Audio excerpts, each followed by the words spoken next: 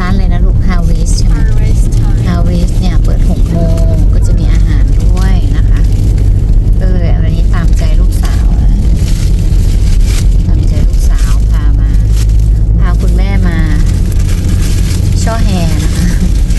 ไม่เคยมาเลยนะโซนนี้